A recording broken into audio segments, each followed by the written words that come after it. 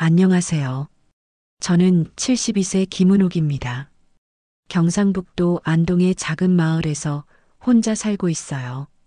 평생 가족을 위해 살아왔는데 며느리가 제게 독이 든 차를 마시라고 했습니다. 그때는 몰랐습니다. 제 아들이 저를 짐이라고 부르며 제 목숨까지 노리고 있었다는 걸 말이에요. 이야기 시작 전 구독과 좋아요 눌러주시면 여러분도 언젠가 닥칠 가족 문제에 대비할 수 있는 지혜를 얻으실 겁니다. 제 남편은 15년 전에 세상을 떠났고 그 후로 쭉 혼자 살아왔어요.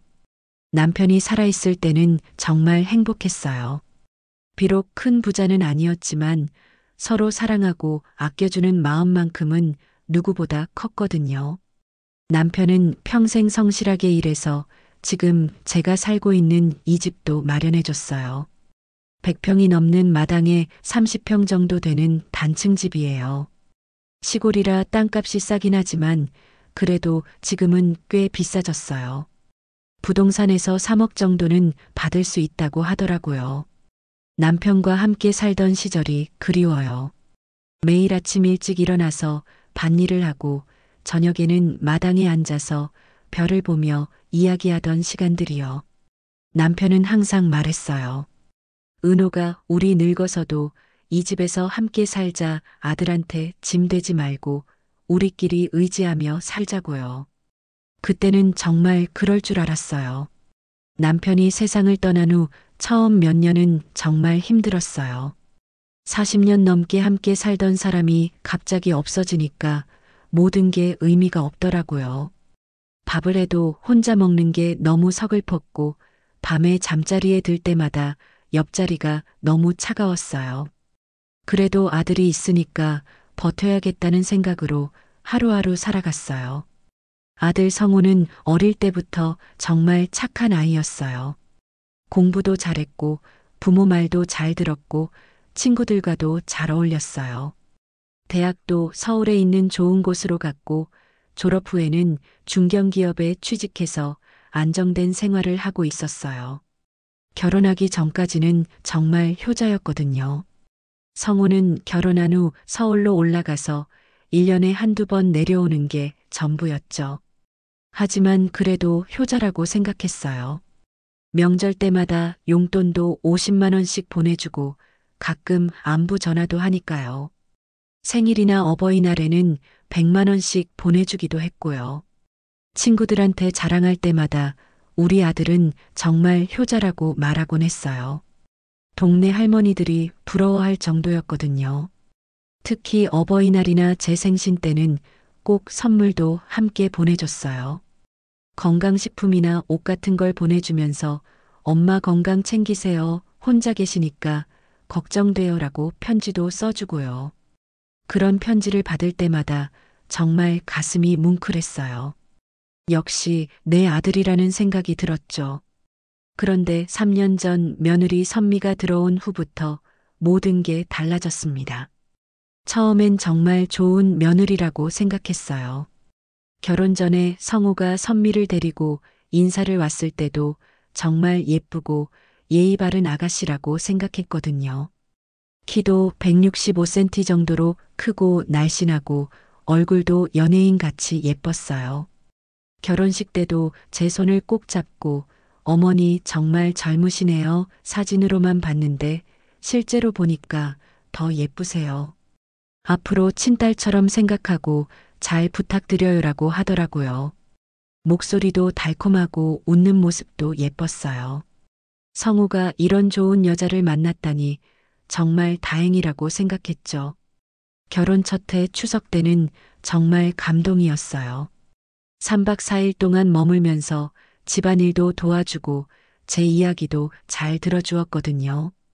제가 젊을 때 고생했던 이야기를 해주면 어머니 정말 대단하시네요.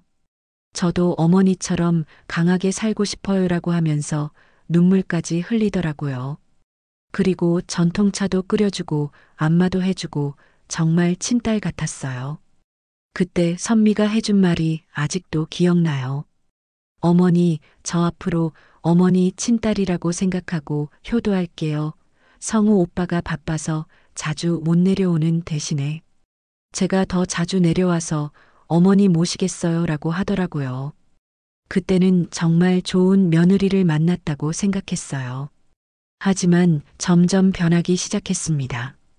두 번째 해부터는 명절에 안 내려오기 시작했어요. 아들한테 전화하면 선미가 몸이 안 좋다느니 회사 일이 바쁘다느니 핑계만 대더라고요. 그래도 이해하려고 했어요. 젊은 사람들은 바쁘니까요. 대신 명절 용돈을 더 보내달라고 하더라고요. 교통비도 많이 들고 선물 사는 것도 돈이 많이 든다면서요. 그때부터 돈 이야기가 점점 많아졌어요. 서울 집값이 너무 비싸다느니 전세금을 올려달라고 해서 곤란하다느니 하는 이야기를 자주 하더라고요. 그럴 때마다 제가 도와드리겠다고 하면 일시적으로 좋아지다가 또 다른 핑계를 대면서 돈을 요구했어요. 세 번째 해부터는 아예 연락도 뜸해졌어요. 제가 먼저 전화해야 받고 받아도 몇 마디 안 하고 바쁘다며 끊어버리더라고요. 예전 같으면 1시간도 넘게 이야기했는데 이제는 5분도 안 돼서 끊어버려요. 그리고 돈 이야기만 나오면 목소리가 급하게 변했어요. 어머니 요즘 서울 생활비가 정말 많이 들어요. 좀 더 보내주실 수 있으세요? 라고 하면서요. 더 이상한 건 선미가 전화를 받을 때가 많아졌다는 거예요. 성우한테 전화해도 선미가 받아서 오빠는 지금 회의 중이세요. 나중에 연락드릴게요라고 하고는 연락이 안 오는 경우가 자주 있었어요. 뭔가 이상하다는 생각이 들었지만 며느리가 바쁜 남편 대신 전화를 받아주는 거라고 생각했어요. 그런데 작년 여름부터 이상한 일들이 계속 일어났습니다. 아들이 갑자기 집 이야기를 꺼내기 시작한 거예요. 어머니 혼자 그 큰 집에서 사시는 게 걱정돼요. 만약에 넘어지시거나 갑자기 아프시면 어떡해요라고 하더라고요. 처음엔 단순히 걱정해서 하는 말인 줄 알았어요. 그런데 점점 구체적으로 바뀌더라고요. 요양원도 요즘 시설이 정말 좋대요. 어머니 같으시면 최고급 요양원에 들어가실 수 있을 거예요. 한번 알아볼까요? 라고 하면서요. 심지어 어떤 요양원이 좋은지 미리 알아보기까지 했더라고요. 월 200만 원 정도면 정말 좋은 곳에 들어가실 수 있다면서요. 그때부터 뭔가 이상하다는 생각이 들기 시작했어요. 왜 갑자기 요양원 이야기를 하는 걸까? 제가 아직 건강한데 말이에요. 혈압약 빼고는 먹는 약도 없고 걸음걸이도 또렷또렷한데 말이에요. 동네 같은 나이 할머니들보다도 훨씬 건강해요. 그런데 선미는 전화할 때마다 어머니 나이가 나이인데 미리미리 준비하시는 게 좋을 것 같아요라고 하더라고요. 더 이상한 건 갑자기 제 건강을 걱정한다면서 이상한 질문들을 하기 시작한 거예요. 어머니 혹시 가슴이 답답하거나 숨이 차시는 일은 없으세요? 머리가 어지럽거나 손발이 저리시지는 않으세요라고 하면서요. 마치 제가 어디 아픈 곳이 있기를 바라는 것 같더라고요. 그리고 선미는 건강검진을 자주 받으라고 하면서 특정 병원을 추천하기도 했어요. 그 병원이 시설도 좋고 의사도 좋다면서 한번 가보시라고 하더라고요. 지금 생각해보니 그것도 뭔가 계획이 있었던 것 같아요. 그러던 어느 날 1층에 새들어 살던 도연이라는 청년이 제게 다가왔어요. 27살 정도 돼 보이는 조용한 애였는데 평소에 인사만 하고 지냈거든요. 키가 크고 말수가 적어서 조용한 대학생인 줄 알았어요. 편의점에서 야간 아르바이트를 한다고 했었는데 그날 갑자기 제게 말을 걸어왔습니다. 할머니 혹시 시간 있으시면 잠깐 이야기 좀 할 수 있을까요? 중요한 일이에요 라고 하더라고요. 뭔가 심각한 표정이어서 따라갔는데 그의 방에서 정말 놀라운 이야기를 들었어요. 방 안에는 컴퓨터며 각종 장비들이 있었는데 편의점 알바생의 방 같지 않더라고요.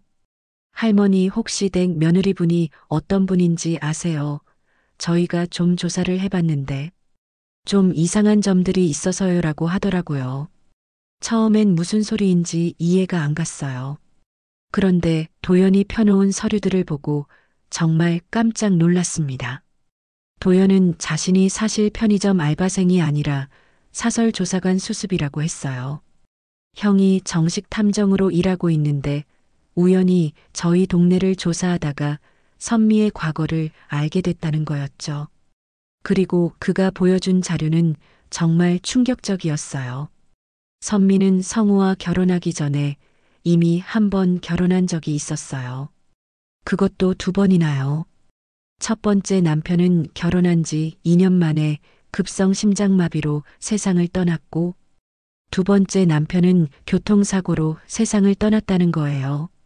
더 충격적인 건 2번 다 큰 보험금을 받았다는 사실이었습니다. 첫 번째 남편 때는 5억 원, 2번째 남편 때는 8억 원의 보험금을 받았다고 하더라고요. 그리고 2 남편 모두 죽기 직전에 보험을 대폭 늘렸다는 공통점이 있었어요.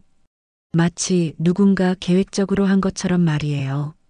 게다가 2 남편 모두 건강한 30대였는데 갑자기 죽었다는 것도 이상했어요. 도연이 보여준 자료에는 더 무서운 내용들이 있었어요. 선미가 보험 관련 일을 했던 적이 있다는 거였어요.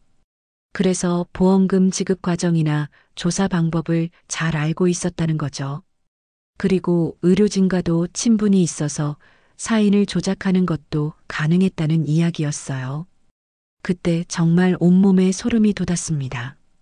그러면서 지난 3년간의 일들이 모두 이해가 되기 시작했어요. 왜 선미가 처음엔 그렇게 잘해주다가 점점 차가워졌는지, 왜 자꾸 요양원 이야기를 꺼내는지, 왜 제 건강을 그렇게 걱정하는 척하는지 모든 게 연결되는 것 같았어요. 도연이 더 충격적인 이야기를 했어요. 선미가 요즘 자주 이 동네에 와서 부동산 시세를 알아보고 있다는 거였어요.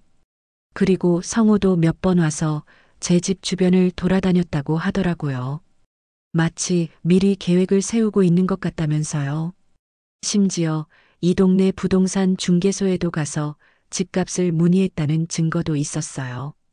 더 무서운 건 선미가 인터넷에서 독성 물질에 대해 검색한 기록도 있다는 거였어요. 시아나물이나 비소 같은 독에 대해 자세히 알아봤다는 거죠. 그리고 이런 독들이 어떻게 검출되는지, 어떻게 하면 발각되지 않는지도 조사했다고 하더라고요. 며칠 후 아들과 며느리가 갑자기 내려왔어요. 평소 같으면 미리 연락을 했을 텐데 그날은 예고 없이 왔더라고요. 오후 3시쯤 갑자기 나타나서 어머니 깜짝 놀라셨죠? 갑자기 보고 싶어서 왔어요 라고 하더라고요. 하지만 표정이 평소와 달랐어요. 뭔가 계획이 있는 것 같은 눈빛이었어요. 선미가 현관에 들어서자마자 하는 말이 어머니, 이제 정말 혼자 사시기 힘드시죠? 좋은 요양원 하나 알아봤는데 한번 가보실래요? 였어요. 그리고 요양원 팜플릿까지 가져와서 보여주더라고요. 시설도 좋고 의료진도 훌륭하다면서 극찬을 했어요. 가슴이 뛰었습니다. 도연이 해준 말이 사실인 것 같아서요. 하지만 아직 확신이 서지 않았어요. 그래도 내 아들인데 설마 그럴까 싶었거든요. 선미는 계속해서 요양원의 장점을 늘어놓았어요. 24시간 간병 서비스에 맛있는 식사 친구들도 많이 사귈 수 있다면서요. 그런데 성우의 반응이 이상했어요. 평소 같으면 엄마 결정에 맡긴다고 했을 텐데 그날은 적극적으로 동조하더라고요. 엄마 선미 말이 맞아요. 이제 혼자 사시는 건 위험해요라고 하면서요. 심지어 집도 너무 크고 관리하기 힘드시잖아요. 팔고 요양원 가시는 게 나을 것 같아요라고까지 하더라고요. 그리고 선미가 덧붙였어요. 어머니, 이 집 정말 좋은데 팔면 꽤 많은 돈을 받으실 수 있을 거예요. 그 돈으로 좋은 요양원에서 편하게 지내시면 되잖아요. 남은 돈은 성우가 잘 관리해 드릴 테니까 걱정하지 마세요라고 하더라고요. 그날 저녁 식사를 함께 했는데 분위기가 이상했어요. 평소 같으면 옛날 이야기도 하고 웃으면서 먹었을 텐데 그날은 조용했어요. 선미는 자꾸 제가 혼자 사는 것에 대한 위험성을 강조했어요. 만약에 밤에 쓰러지시면 어떡해요? 누가 알아요라고 하면서요. 그날 밤 정말 믿을 수 없는 일이 일어났습니다. 새벽 3시쯤 갑자기 누군가 문을 살살 두드리는 소리가 들렸어요. 도연이었어요. 급하게 밖으로 나오라고 하더라고요. 무슨 일인지 물어봤더니 지금 댁 아들과 며느리가 몰래 집에 들어왔다는 거예요. 정말 믿고 싶지 않았지만 도연이 이끄는 대로 뒷마당으로 가서 창문 너머로 보니까 정말 그들이 손전등을 들고 집안을 살펴보고 있었어요.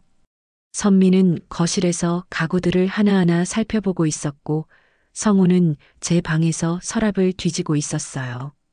마치 도둑처럼 조용조용 움직이고 있었어요. 가슴이 철렁 내려앉았습니다.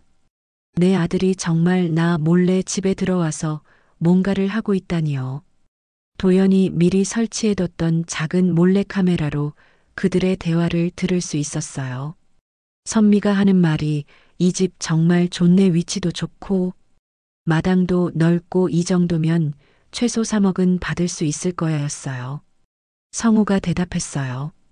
그래, 빨리 요양원 보내고 처리해야겠어. 엄마도 이제 나이가 많으시니까 오래 사실 것 같지도 않고 미리미리 준비하는 게 좋을 것 같아. 그 말을 듣는 순간 정말 세상이 무너지는 것 같았어요. 제 아들이 저를 그렇게 생각하고 있다니요. 더 충격적인 건 선미의 다음 말이었어요. 그런데 요양원 보내는 것만으로는 부족할 것 같은데 만약에 어머니가 마음을 바꾸시면 어떻게 좀 더 확실한 방법이 필요하지 않을까라고 하더라고요. 성우가 무슨 뜻이냐고 묻자 선미가 낮은 목소리로 내가 전에 했던 방법. 말이야 아무도 모르게 자연스럽게라고 하더라고요. 그때서야 깨달았어요. 선미가 정말로 저를 해치려고 한다는 걸 말이에요. 도연의 말이 모두 사실이었던 거죠. 무릎에 힘이 빠져서 주저앉을 뻔했지만 도연이 옆에서 지탱해줬어요. 할머니 이제 확실해졌으니까 계획대로 진행해요라고 하면서요. 그때 선미가 또 말했어요. 어머니가 혼자 계시니까 언제 무슨 일이 일어날지 모르잖아. 자연스럽게 하늘나라로 가시게 되면 아무도 의심하지 않을 거야. 그리고 성우가 맞장구 쳤어요. 그래, 나이도 많으시고 건강도 안 좋아 보이시니까 충분히 가능해. 정말 후회했습니다. 이런 아들로 키운 제 자신이 너무 한심했어요. 평생 뒷바라지하며 키운 아들이 저를 짐으로 생각하고 있었다니요. 눈물이 주르륵 흘러내렸지만 소리 내지 않으려고 입을 꽉 다물었어요. 도연이 제 어깨를 토닥여주면서 힘내세요. 이제 곧 끝날 거예요 라고 위로해줬어요.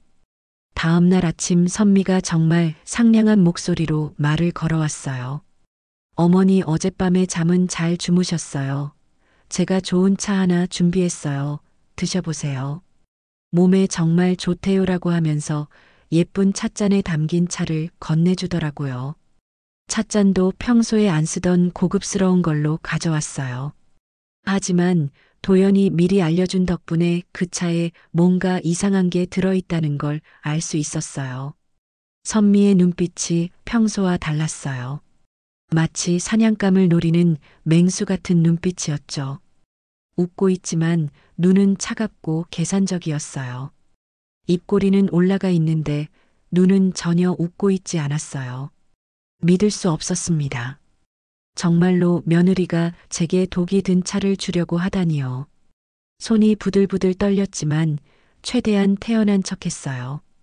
그리고 도연이 미리 준비해둔 작은 녹음기를 가슴에 숨기고 있었거든요. 모든 대화를 녹음해서 증거로 남겨야 했어요. 선미가 계속 차를 마시라고 재촉했어요. 어머니 왜 안 드세요? 정말 몸에 좋은 건데요. 특히 혈압에 좋다고 해서 특별히 준비한 거예요 라고 하면서 의심스러운 눈으로 저를 바라보더라고요. 목소리는 달콤했지만 눈빛은 점점 날카로워졌어요. 그때 성우도 끼어들었어요. 엄마, 선미가 정성껏 끓인 건데 왜 안 드세요? 어서 드시라고요. 평소 같으면 엄마 결정에 맡긴다고 했을 아들이 그날은 왜 그렇게 적극적으로 나서는지 이상했어요. 아들의 목소리에서도 초조함이 느껴졌어요. 제가 차를 받아들고도 입에 대지 않자 선미의 얼굴이 점점 굳어졌어요. 어머니, 정말 드셔야 해요. 이거 안 드시면 큰일 나요. 건강이 나빠질 수도 있어요. 라고 하면서 거의 협박하는 수준까지 갔어요. 그리고 차를 제 입 가까이 가져다 대면서 강요하기 시작했어요. 그 순간 정말 세상이 무너지는 기분이었습니다. 제 아들이 직접 독이 든 차를 마시라고 재촉하고 있다니요. 가슴이 터질 것 같았지만 꾹 참고 연기를 계속했어요. 도연이 말한 대로 최대한 많은 증거를 수집해야 했거든요. 선미가 점점 조급해지는 게 보였어요. 어머니, 정말 드셔야 해요. 이거 안 드시면 큰일 나요 하면서 거의 협박하는 수준까지 갔어요. 그러면서 하는 말이 더 충격적이었어요. 어머니, 이제 그만 편하게 가셔야죠. 우리도 우리 인생이 있잖아요. 성우도 거들었어요. 엄마, 솔직히 말씀드리면 더 이상 뒷바라지하기 힘들어요. 돈도 너무 많이 들고 걱정도 되고 이제 그만 놓아드리는 게 맞는 것 같아요. 그 말을 들으면서 정말 기가 막혔어요. 놓아드린다니 마치 자신들이 저를 위해서 하는 일인 것처럼 포장하고 있잖아요. 선미가 더 노골적으로 나왔어요.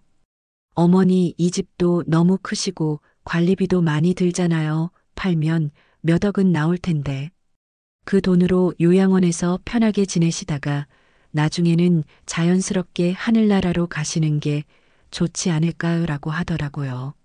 자연스럽게 하늘나라로 간다니 정말 소름 끼치는 표현이었어요. 그리고 성우가 한 말은 더욱 충격적이었어요. 엄마, 사실 저희도 아이 계획이 있어서 돈이 많이 필요해요. 엄마 집 팔면 저희가 강남에 좋은 아파트도 살 수 있고 아이도 좋은 환경에서 키울 수 있잖아요. 그때까지도 저는 정말 그 차를 마셔야 하나 고민했어요. 혹시 제가 잘못 생각하는 건 아닐까 싶어서요. 하지만 선미의 다음 말로 모든 의심이 확신으로 바뀌었어요. 어머니, 이 차 드시고 나서 좀 어지러우시거나 가슴이 답답하시더라도 걱정하지 마세요. 자연스러운 현상이니까요. 그냥 편하게 누워 계시면 돼요라고 하더라고요. 그리고 웃으면서 덧붙였어요. 아무도 이상하게 생각하지 않을 거예요.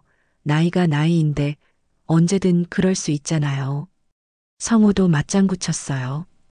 그래, 엄마, 그냥 편하게 가세요. 더 이상 혼자 고생하지 마시고 저희가 장례도 잘 치러드릴 테니까 걱정하지 마세요라고 하더라고요.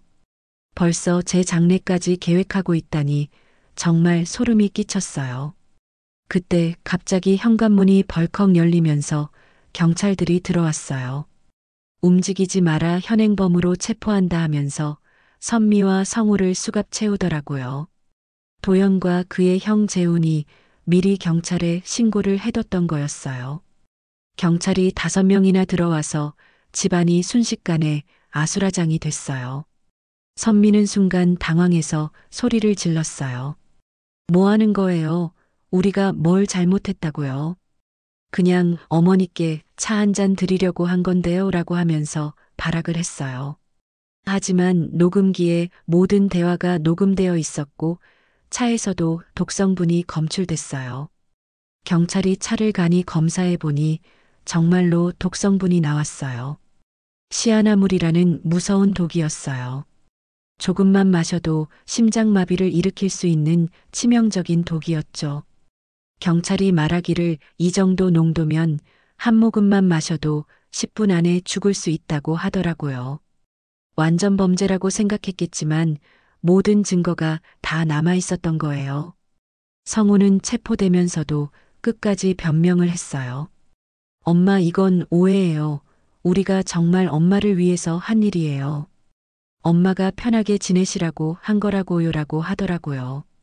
정말 뻔뻔하더라고요.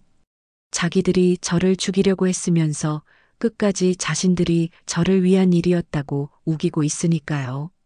선미는 더욱 악랄했어요. 어머니가 먼저 요양원 가겠다고 하셨잖아요. 저희는 그냥 도와드린 것뿐이에요. 차도 건강차라고 했는데 무슨 독이에요라고 하면서 거짓말을 했어요. 하지만 녹음기에는 모든 진실이 담겨 있었죠. 경찰서에서 조사받을 때 더 충격적인 사실들이 밝혀졌어요. 선미는 정말로 전 남편들을 보험금을 노리고 죽였던 거였어요. 똑같은 방법을 3번이나 쓴 거죠. 차에 독을 타서 마치 자연사한 것처럼 꾸미는 수법이었어요. 선미는 이 방법이 가장 안전하다고 생각했던 거예요. 첫 번째 남편은 건강한 30대였는데 갑자기 심장마비로 죽었어요. 두 번째 남편도 마찬가지였고요. 모두 독을 먹고 죽은 거였는데 당시에는 수사기관에서 자연사로 처리했던 거예요. 하지만 이번에 재수사하면서 모든 진실이 밝혀졌어요.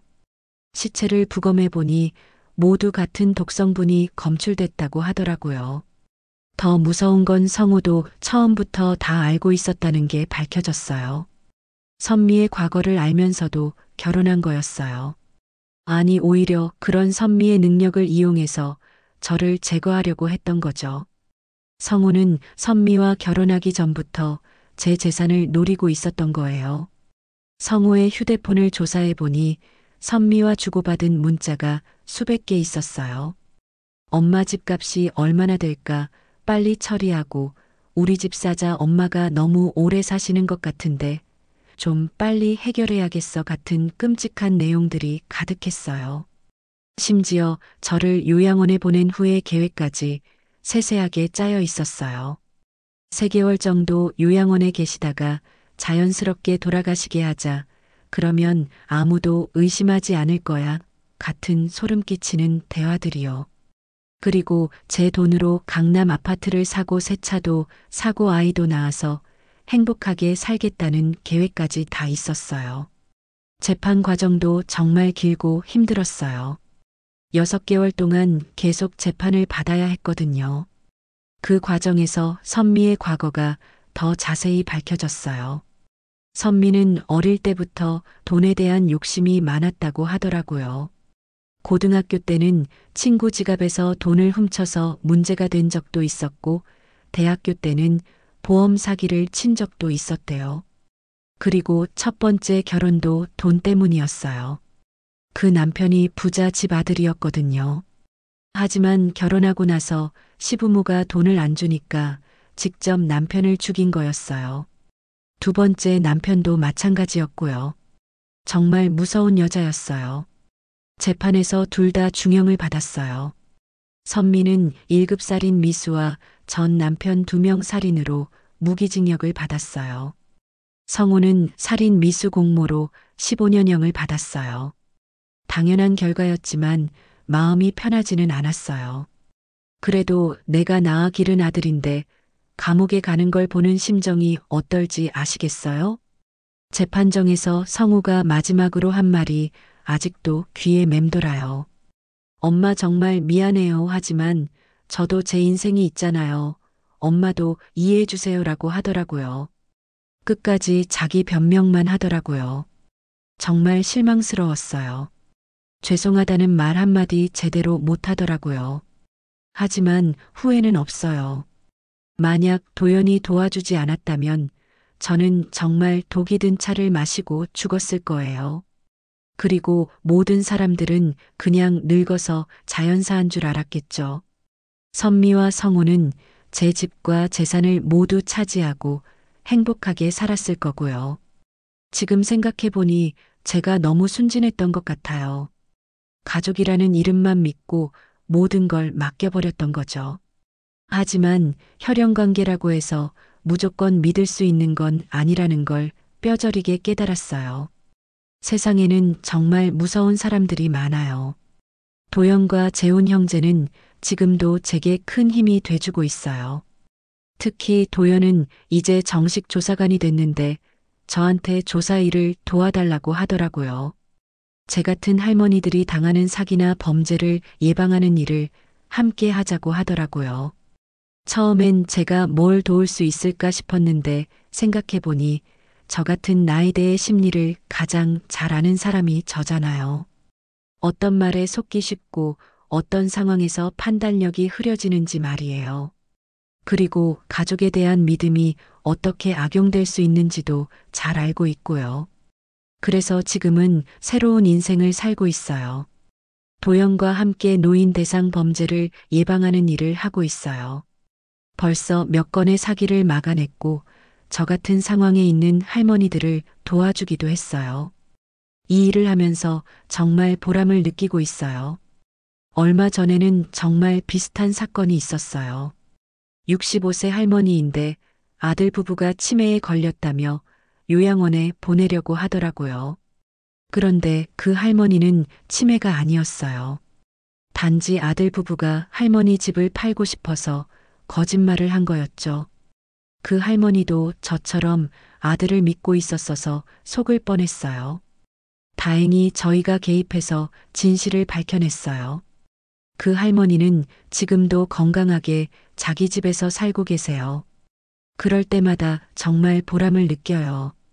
제가 당한 일이 헛되지 않았다는 생각이 들어요. 또 다른 사건도 있었어요.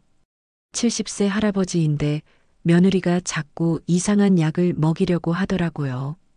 건강에 좋다면서요. 그런데 그 약을 조사해 보니 수면제가 들어 있었어요. 할아버지를 잠들게 한 사이에 통장에서 돈을 빼려고 했던 거죠. 정말 악랄한 수법이었어요. 그리고 최근에는 더 충격적인 사건도 있었어요. 80세 할머니인데 손자가 할머니 명의로 대출을 받아서 도박을 했던 거예요. 할머니는 전혀 모르셨는데 어느 날 갑자기 은행에서 연락이 와서 알게 된 거죠. 그 손자는 할머니 인감 도장까지 위조해서 사용했어요. 이런 일들을 겪으면서 정말 세상에는 나쁜 사람이 많다는 걸 깨달았어요. 특히 가족이라는 이름으로 접근하는 사람들이 가장 위험해요.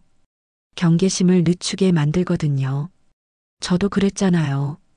아들이라는 이름만 믿고 모든 걸 맡겨버렸어요. 물론 아직도 가끔 밤에 혼자 있으면 무서워요. 그때 일이 떠오르면서 혹시 또 누군가 저를 해치려고 하는 건 아닐까 하는 생각이 들거든요. 하지만 이제는 혼자가 아니에요. 도연과 재훈이 있고 저를 믿어주는 사람들이 있어요. 그리고 무엇보다 제가 다른 할머니들을 도울 수 있다는 게 큰 힘이 돼요. 저 같은 일을 당하는 사람이 더 이상 생기지 않도록 하는 것이 제 새로운 목표가 됐어요. 이 일을 위해서라도 건강하게 오래 살아야겠다는 생각이 들어요. 최근에는 경찰서에서 강의도 하고 있어요. 노인 범죄 예방에 대한 특강이에요. 제 경험을 바탕으로 어떤 신호들을 조심해야 하는지 알려드리고 있어요. 반응이 정말 좋아요. 다들 저 같은 일을 당하지 않으려고 열심히 들으세요. 특히 가족한테 속는 경우가 가장 많다고 말씀드려요. 자식이나 며느리 사위가 갑자기 부모 건강을 걱정한다면서 요양원을 권한다든지 집을 팔자고 한다든지 하는 경우 의심해 봐야 한다고 하죠. 물론 정말 걱정해서 하는 경우도 있지만 확실히 구분할 수 있어야 해요. 그리고 건강에 좋다면서 이상한 차나 약을 권하는 경우도 조심해야 한다고 해요. 특히 평소에 안 하던 행동을 갑자기 한다면 의심해 봐야 하죠. 저도 선미가 평소에는 차 한 번 끓여준 적이 없었는데 갑자기 특별한 차를 끓여줬거든요. 여러분도 조심하세요. 특히 가족이라고 해서 무조건 믿으면 안 돼요. 자식이든 며느리든 사위든 마찬가지예요. 너무 의심하며 살라는 게 아니라 적어도 자신을 지킬 수 있는 최소한의 경계심은 가져야 한다는 뜻이에요. 그리고 혹시 저처럼 이상한 상황에 처하게 되신다면 혼자 해결하려고 하지 마세요. 주변에 도움을 요청하거나 전문가에게 상담을 받으세요. 저도 도연이 없었다면 정말 큰일 날 뻔했거든요. 혼자서는 절대 해결할 수 없는 일이었어요. 요즘에는 저희 같은 조사 전문가들도 많아졌어요. 뭔가 이상하다 싶으면 주저하지 말고 도움을 요청하세요. 비용이 들더라도 생명보다 소중한 건 없잖아요. 그리고 경찰서나 구청에서도 노인 보호 서비스를 하고 있으니까 활용하시면 돼요. 지금 제 나이 72세지만 아직 할 일이 많아요. 저 같은 피해자가 더 이상 생기지 않도록 열심히 활동할 거예요. 그리고 진짜 가족 같은 도연과 재훈과 함께 행복하게 살아갈 거예요. 혈연보다 진심이 더 중요하다는 걸 깨달았어요. 도연은 지금 제게 친아들 같은 존재예요. 정말 진심으로 저를 걱정해주고 보호해주거든요. 재훈도 마찬가지고요. 이런 사람들을 만난 게 제 인생에서 가장 큰 행운이라고 생각해요. 진짜 가족이 뭔지 알게 됐어요. 마지막으로 하고 싶은 말은 절대 포기하지 마세요. 아무리 절망적인 상황이라도 반드시 해결책이 있어요. 저도 그때 정말 모든 게 끝났다고 생각했지만 지금은 오히려 더 의미 있는 삶을 살고 있거든요. 위기가 기회가 될 수도 있어요.